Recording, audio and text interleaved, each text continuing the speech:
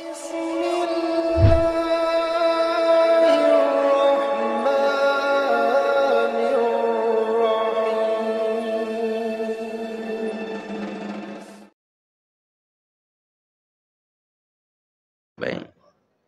Dia berniat untuk keluarganya.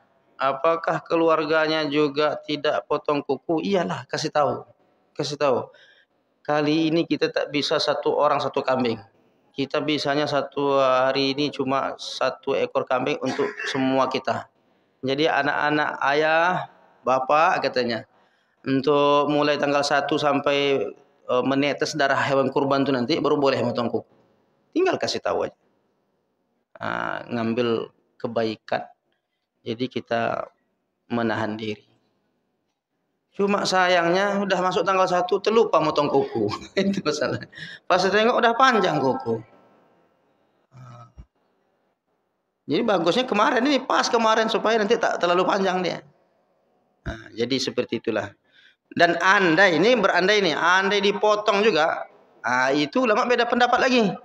Kalau dalam mazhab Syafi'i dia tak sampailah dikatakan sampai batal kurbannya, enggak. Cuma motongnya itu makruh. Memotong kuku itu makruh. Makruh itu maksudnya lebih baik tidak memotong daripada memotongnya. Kan kita mau yang terbaik. Lagi ibadah. Ibadah kurban ini ibadah pembuktian cinta Nabi Ibrahim kepada Allah, dan itu tak diminta seperti Allah meminta kepada Nabi Ibrahim.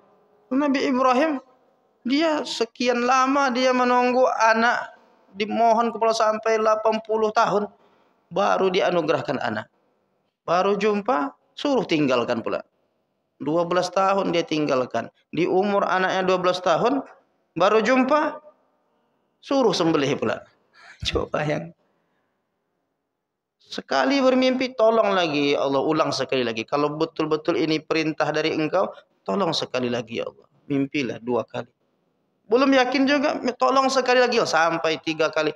Baru dia yakin. Dibawanya anak itu pagi hari tanggal 10 Zulhijjah. Dibaringkannya di bukit itu. Tinggal diayunkan aja pisau. Sampai anaknya mengatakan, kalau engkau mau menyembelih aku wahai ayahanda, jangan engkau lihat mataku. Karena kalau engkau lihat mataku nanti tak tega. Timbul sifat manusiawi kita. Tega menyembelih anak sendiri. Tak tega.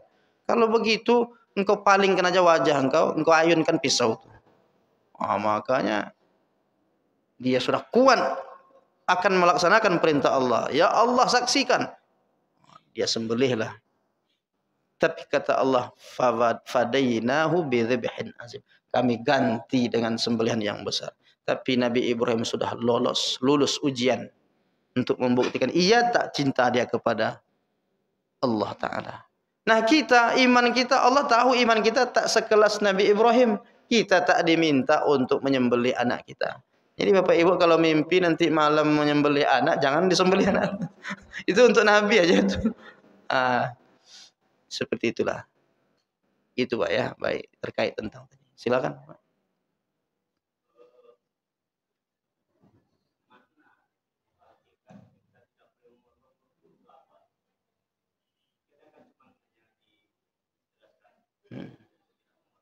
Ya. Apa makna filosofisnya itu ya? Mengapa gitu ya? Mengapa tak boleh potong kuku? Mengapa tak boleh potong rambut?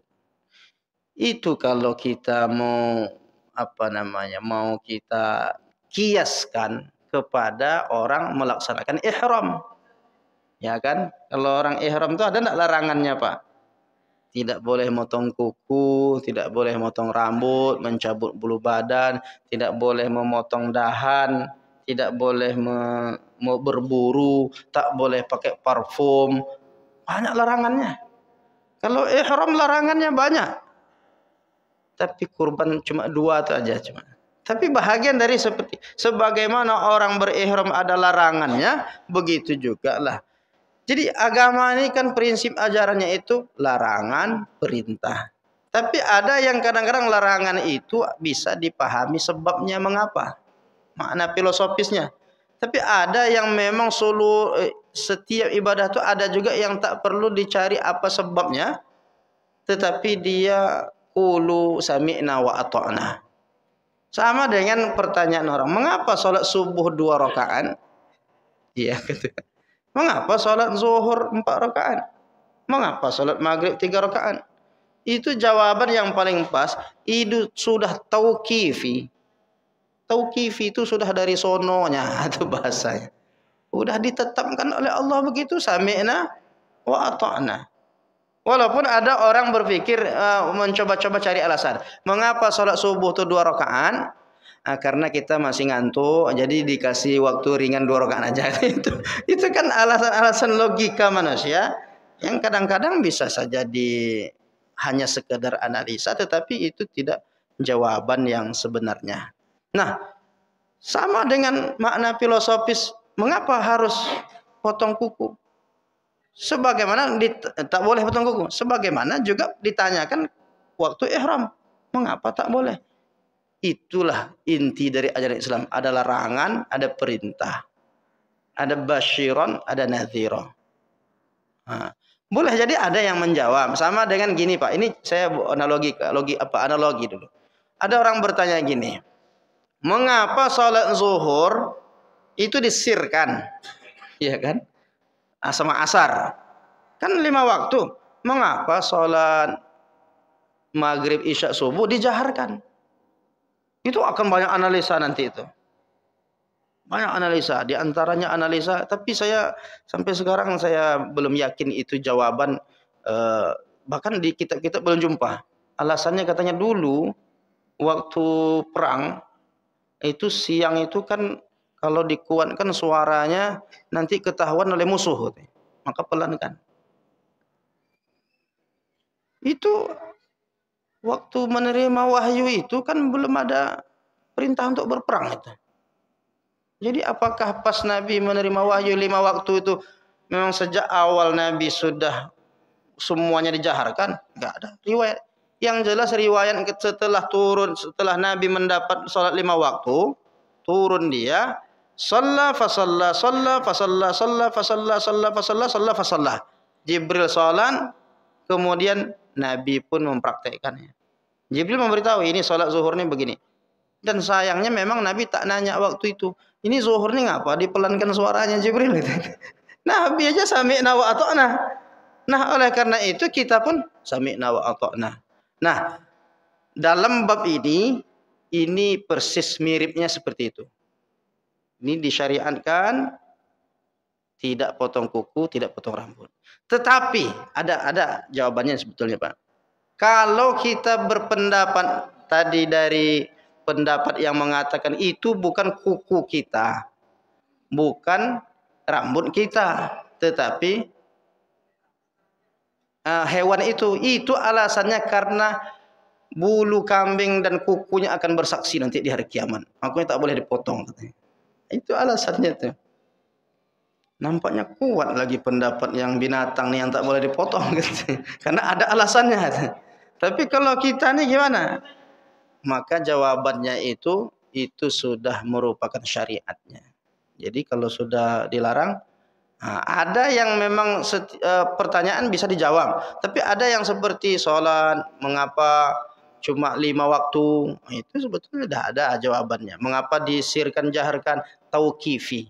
Maka saya menjawab dalam pertanyaan ini, itu sudah tauqifi. Sudah ditetapkan, maka kita tahan saja. Nah gitu. Mungkin ada juga jawaban lain. Tapi yang saya tahu tentang masalah ini, kecuali kalau tadi diyakini yang dipotong dilarang itu memotong kuku kambing. Bulu kambing. Kenapa? Tak boleh. Karena dia akan bersaksi di akhirat. Boleh. Ada yang berpendapat begitu. Mungkin itu yang ingin Bapak mendengar jawabannya. Tapi bagi yang tidak, yang meyakini bukan kita. Gitu. Kalau kita udah memang itu perintahnya wa azfarihi wa asy'arihi ala kulli hal wallahu a'lam bishawab. Gitu Pak ya. Memang ada pendapat seperti itu, saya lihatkan hadisnya kemarin. Sampai di sini cukup? Cukup Pak ya? Ada lagi? Silakan. mengenai hitungan atau pasca lebaran haji kan, ada yang keduluan. Karena saya dengar ada kawan cerita itu kita bisa ngikuti Arsul itu lebarannya duluan dari pemerintah, karena gini, kita mengikuti nalar dan pikiran setiap kita. Karena zaman canggih ini sekarang kita kan tahu di Arsul itu kan sudah masuk ke lebaran, karena secara kita kan baca kita lebih duluan, jadi otomatis ya kita bersama dengan bersama dengan Arab Saudi itu. Jadi gimana yang ingin tahu kemana keterangan apakah salah kita berdoa itu, kita ambil keputusan itu Ustaz. Iya. Itu yang disebut Syekh Ibnu Utsaimin tadi. Jadi kata Syekh Ibnu Utsaimin itu kita berpuasa berdasarkan melihat hilalnya. Bukan masalah jam duluan 4 jam atau tidaknya. Melihat hilalnya tanggal 1 di tempat kita tuh kapan. Ya gitu. Kalau dia tertutup awan, genapkan menjadi 30 hari kan itu. Yang bulan Zulqa'dah kemarin. Ternyata tertutup awan umpamanya atau belum sampai kalau dalam apa tuh di atas 4 derajat. Nah, kalau belum sampai berarti dia belum lagi masuk tanggal 1 sehingga digenapkan tanggal 30. Nah, oleh karena itu menjadilah tanggal 1 itu malam ini. Ini bukan pada 4 jam atau berapa jamnya. Dia setiap daerah itu pasti, jangankan dari sini ke Arab Saudi, sedangkan sini Papua aja berapa jam gitu kan. Masih di Indonesia aja jam beda, Wit sama Wita kan. Itu beda. Nah, begitu juga dia bukan pada jamnya, tapi melihat pada terhilalnya muncul. Kalau dia belum ada, berarti genapkan 1 hari. Itu udah melewati berapa jam 1 hari. Mungkin ada yang berpendapat itulah sebabnya dia. Itu aja udah duluan 4 jam cuma beda jarak waktu sholat kita. Ya berarti kalau mereka sudah sholat subuh di sana tanggal 9, berarti kita udah 9 gitu. Ada yang berpendapat gitu. Itu pendapat awam sebetulnya. Kalau metodologi ilmiah menentukan hari bukan melihat 4 jam atau tidaknya waktu sholat. Menentukan tanggal 1 itu melihat matla' tempat terbit hilal.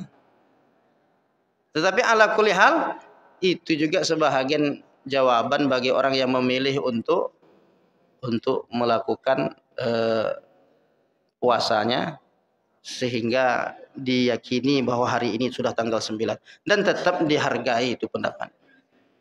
Gitu Pak ya. Maka saya mengatakan tidak boleh disalahkan. Yang disalahkan 10 hari, setelah 10 hari baru dia mulai. Itu yang jauh jaraknya. Antara 1 hari ini hanya perbedaan matla terbit hilal di suatu negeri aja. Gitu Pak ya. Allahu a'lam bishawab. Terima kasih atas perhatian jamaah. Mudah-mudahan bermanfaat kajian kita ini. Kita cukupkan sampai di sini dengan alhamdulillahirabbil alamin. Subhanakallahumma bihamdika asyhadu an la ilaha illa anta astaghfiruka wa atubu ilaik. Wassalamualaikum warahmatullahi wabarakatuh.